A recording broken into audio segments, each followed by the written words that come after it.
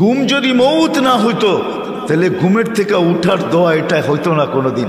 আলহামদুলিল্লাহিল্লাযী আহিয়ানা, প্রশংসা ওই আল্লাহর যিনি আমি মারা যাওয়ার পরে আমাকে পুনর্জীবন দিলেন, পুনর্জীবিত করলেন। প্রশংসা ওই আল্লাহ। বাদা মা আমাতানা, আমি কমপ্লিট হয়ে গেছিলাম, মৌত আমার হয়ে গেছিল, তুমি আমাকে আবার ফেরত দিছ, তাহলে ঘুমের থেকে উঠার দোয়া এটা কোনোদিন হতো না। আমার জাতি যদি এতটুক করতো, কসম খোদার, আমি হাদিস দিতেছি, ফাইন তাবু ফানা হাবিবু, আল্লাহ বলতেছে তুই হাত উঠাইতে দেরি, আমি তোকে বন্ধু বানাইতে দেরি করি না, আমি বন্ধু হইতেও দেরি করি না, আমি রাজি হয়ে যাই, রাজি। এতটুক যদি করতো, একজনও তো এখানে নাই, জানি না মা বোনদের ভিতরে পাওয়া যাবে কিনা, যে ঘুমের সময় প্রত্যেক ব্যক্তি শুধু হাত দুটা উঠায় বলে আল্লাহ তওবা করে ঘুমাইতে চললাম। এতটুক যদি করতো, এতটুক। আল্লাহ তো এতটুকুই বলে ওয়াইন তাবু আনা হাবিবুহুম, আহলু যিকরি আহলু মাজালিসি আহলু শুকরি আহলু জিয়াদাতি আহলু তাআতি আহলু কিরামাতি আহলু মাহসিয়াতি লা আকনুতুহুম মির রাহমাতি ফাইন তাবু ফাআনা হাবিবুহুম। তওবা করতে দেরি, আমি বন্ধু বানাইতে দেরি, আমি বন্ধু বানায় আনি। এই উম্মতের জন্য তো ছিল, হায় হায় এই উম্মত যদি গুনাহ করো আল্লাহ বইলা চিৎকার দেয়, আল্লাহ বইলা গুনাহ করছে আর কইরার সাথে সাথে আল্লাহ বইলা চিৎকার দিছে, আল্লাহ কি করলাম, হায় হায় আল্লাহ জবাব দেয়, আলিমা আবদি আন্না লাহু রব্বা, বন্দা জানলো একজন রব আছে, গফারতু লা, তুই মাপ না চাইলে কি হবে, আমার নাম তো উচ্চারণ করলি, তোকে তো কিছু না কিছু দেওয়া উচিত, কি দিব তোকে, সবচেয়ে বড় প্রয়োজন যেটা ওইটাই মিটায়া দিতেছি, গফারতু লা, যা তোকে আমি মাফ করে দিলাম।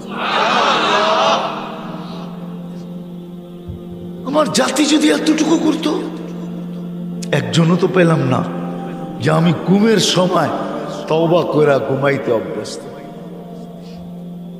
একজনও তো নাই, না যুবক না বৃদ্ধ। আল্লাহ ছোট জীবনটা দিয়া চায় আমরা যেন আল্লাহকে রাজি করি, আর আল্লাহকে রাজি করা বড় সহজ। অন্যের জন্য কিরকম আমি জানি না, কিন্তু এই উম্মতের জন্য বড় সহজ। আমি একটা হাদিস দিতেছি, হাদিসে কুদসি, আল্লাহর বাণী। এই উম্মত যখন ভাবে আর নিজেকে ভাবতে থাকে যে আমি বুঝি জাহান্নামী হয়ে গেলাম, আমার মনে হয় জান্নাত পাওয়া যাবে না, জাহান্নামই মনে হয় আমার ঠিকানা, এই ভাবনা ভাবতে দেরি, আল্লাহ চিৎকার দিতে দেরি করেন না, ফালাম্মা তায়াক্কানতা বিল বাওয়ার ওয়া যানানতা আন্নাকা মিন আহলিন নার মানাহতু ইলাইকা রিদওয়ানি ওয়াল্লাইতু ইলাইকা গুফরানি কুলতু লাকা লা তাহজান গফারতু লাকা যুনুবা ওয়াল আওসার ওয়া লিআজলিকা সাম্মাইতু নাফসি আল আজিজুল গফফার। ও বান্দা, চিন্তায় তুই মাথা ধরে বসা ফেললি আর নিজেকে জাহান্নামী ভাবতে শুরু করলি, আমি আমার রেজার চাদর দিয়ে তোকে ডাকতে দেরি করি নাই, মাগফিরাতে ডুবাইতে দেরি করি নাই।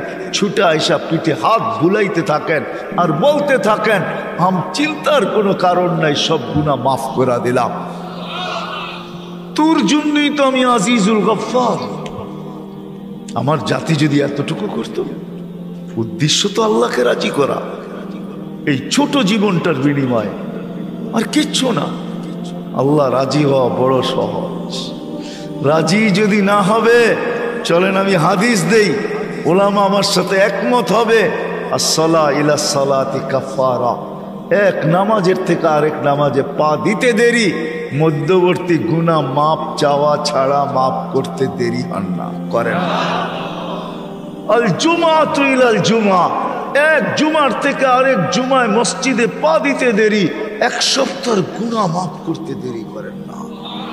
আর রমাদান হইলা রমাদান, এক রমজান থেকে আরেক রমজানের চাঁদ দেখা মসজিদে পা দিতে দেরি, 1 বৎসরের গুনাহ মাফ করতে দেরি করেন না। আল্লাহ আমাদের থেকে চান যে আমরা যেন আল্লাহকে রাজি করি। কিন্তু প্রশ্ন আমিও উঠায় দিলাম, আপনাদের মাথায়ও আসবে, রাজি কিভাবে করব? এই জন্যই তো আল্লাহ রসুল সাল্লাল্লাহু আলাইহি ওয়াসাল্লাম প্রত্যেক মানুষের জন্য ভিন্ন ভিন্ন ভাবে আদর্শ হয়ে আসছেন। নারীর জন্য আলাদা আদর্শ, যুবকের জন্য আলাদা আদর্শ, গরিবের জন্য আলাদা আদর্শ, প্রত্যেকের জন্য আদর্শ হয়ে আসছেন। আর প্রত্যেককে দেখাইছেন আল্লাহ কিভাবে রাজি করবে, আল্লাহকে কিভাবে রাজি করবে, আল্লাহ কিভাবে রাজি হবে। সবাইকে দেখাইছেন, রাস্তা দেখাইছেন যে আল্লাহ কিভাবে রাজি হবে। আর আল্লাহ যখন রাজি হয় না, ও মেরে দোস্ত সত্য, আজকে আমাদের কাছে সব আছে, সব আছে। যদিও নামটা চেঞ্জ হয় নাই, বালুর চর বলবে, মানুষ ভাববে এখানে খালি বালু আর বালু, মানুষ হবে না এখানে, ঠিক না? মনে হয় রাগ হয়ে গেলেন? জায়গার নাম কি? বালুচর না? মানুষ কি ভাববে? শাব্দিক অর্থ দেখলে বালু আর বালু, এখানে কোনো মানুষ কিচ্ছু নাই। কিন্তু এইখানের বাড়িগুলার ভিতরেও দেখলে দেখবেন কোনো জিনিসের অভাব নেই। এমনও বাড়ি আছে বড় বড় শোরুম পর্যন্ত, ওকে দেখলে লজ্জা পাবে, বলবে এত মাল তো আমার কাছেও নেই। রাগ হয়ে গেলেন? হ্যাঁ হ্যাঁ, সব আছে, সব আছে, কিন্তু আল্লাহকে রাজি করতে পারি না বিদায় আমাদের কারো জীবনে সুখ নাই, শান্তি নাই, সুখ নাই। যার আছে সেও সুখী না, যার ঘরে নাই সেও সুখী না। যার ঘরে কিছু নাই সে তো সুখী না বুঝে আসে, সে পাওয়ার জন্য সুখী না, পাওয়ার জন্য ছুটতেছে। যার ঘরে আছে সেও সুখী না। কেউ আমাদের সমাজে সুখী না। কারণ কি জানেন? না কোনো ব্যক্তি সুখী, না কোনো সম্পর্ক সুখী, না কোনো ঘর সুখী, না কোনো ফ্যামিলি সুখী, না কোনো পরিবার সুখী। আমরা কেউ সুখী না। কারণ কি? কেন সুখী না?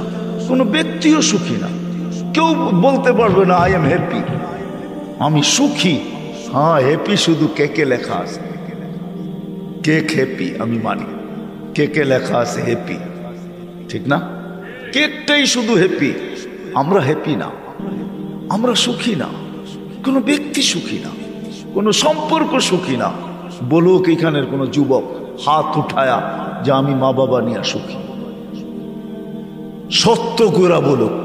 সেও ভাবে আমার মা বাবা যদি এরা না হইয়া অমুক অমুক হইতো বড় ভালো হইতো। সে তার মা বাবা নিয়ে সুখী না। আমরা কোনো সম্পর্ক নিয়ে সুখী না। কেন? অথচ সাহাবায়ে কেরাম তো এক কাপড়ে সুখী ছিলেন। মাসের পর মাস চুলা জ্বলে নাই, তারপরে সুখী। মাসের পর মাস চুলা জ্বলে নাই, তারপরে সুখী। এক কাপড়ে সুখী,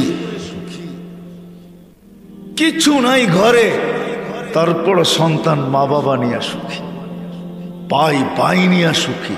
সম্পর্ক বলতে যা বোঝা যায়, সবাই সবাইকে নিয়ে সুখী। কোথাও দুঃখ ছিল না, দুঃখী জিনিস জানতেনই না। কেন? ওইখানে আল্লাহকে রাজি করাই সবার জীবনের উদ্দেশ্য ছিল। আজকে আল্লাহ পাওয়া আমাদের জীবনের উদ্দেশ্য না, যেটা আমাদের এই ছোট জীবনের দ্বারা আল্লাহ চান। আল্লাহ রাজি করা আমাদের উদ্দেশ্য না, আল্লাহ পাওয়া আমাদের উদ্দেশ্য না। আমাদের শুধু এই 60-70 বছরের জীবনটা গড়া উদ্দেশ্য, কাটানো উদ্দেশ্য, এটাকেই গুছানো উদ্দেশ্য। এই জন্য আমার কথা শুরু এখান থেকে। আল্লাহ করুক, বুঝে আসুক আমাদের এই ছোট জীবনটা দিয়া। আল্লাহ আমাদের কাছ থেকে চান আমরা যেন আল্লাহকে রাজি করি। গরিব যেন দারিদ্রতার ভিতরে রাজি করেন, নারী যেন নারীত্বের ভিতরে, পুরুষ যেমন পুরুষত্বের ভিতরে, যুবক যেন যৌবনের ভিতরে। চলেন একটা একটা করে দেখি আল্লাহ কি দিবে। যুবক যদি যৌবন অবস্থায় আল্লাহকে রাজি করলো, কসম খোদার, আল্লাহ ওই যুবককে দেখেন আর ফেরেশতাদেরকে দেখায়া বলেন, হাদা আবদি হাক্কা, এই যুবক আমার পারফেক্ট বান্দা, ইন্নী উবাহি বিহিল মালাইকা। ও যুবক, ও ফেরেশতা, তোমাদের উপর আমি এই যুবককে নিয়ে গর্ব করি, গৌরব করি। কি দিবেন এই যুবককে আপনি? কি দিবেন? শুধু এইখানেই শেষ না। আল্লাহ বলে, যুবক, তোর জন্য আরশের নিচের ছায়া অপেক্ষা করতেছেন। সাবআতু ইয়াযিল্লুহুমুল্লাহু তাহতা যিল্লি, তোর জন্য জান্নাত অপেক্ষা করতেছে। তুই যুবক, যৌবন দিয়েই তোকে জান্নাতে দিব, সব আশা ওইখানে পুরাবো।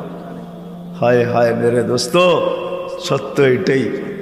সাহাবায়ে কেরামও আমাদের চেয়ে বুদ্ধিমান কম ছিলেন না। আমরা ভাবি ওনারা বোকা ছিলেন, আমরা বুদ্ধিমান, ঠিক না? না না না না, ওনারাই বুদ্ধিমান ছিলেন, আমরাই বোকা। ওনারা অসাধারণ বিদ্যা। আপনাদেরকে দুই চারটা আমি দেখাই। যারা মেঘকে ডাইকা বৃষ্টি বর্ষণ করাইতে পারতেন, তারা কি দুনিয়াটাকে উন্নতি করতে পারতেন না? আপনার বিবেক কি বলে? হ্যাঁ, আপনি বিবেক থেকে বলতেছেন তো? যারা মেঘকে ডাইকা বৃষ্টি বর্ষণ করাইতে পারতেন, তাদের ইচ্ছা মতো বর্ষিত হতো, তারা কি দুনিয়াটাকে বানাইতে পারতেন না? হ্যাঁ হ্যাঁ, যারা হাতের ইশারায় অগ্নিগিরিকে পাহাড়ে আবদ্ধ করতে পারতেন, যাদের ইশারা অগ্নিগিরি বানতে বাধ্য, তারা কি দুনিয়াটাকে উন্নত করতে পারতেন না? যারা 3000 কিলোমিটার দূর, উইদাউট 3000 কিলোমিটার দূর, উইদাউট কোনো টেকনোলজি ছাড়া, ইথারকে অধীন করে, ইথারকে অধীন করে কথাকে পৌঁছাইতে পারতেন, ছবিকে পৌঁছাইতে পারতেন, দেখাইতে পারতেন, ওরা কি দুনিয়াটা উন্নত করতে পারতেন না?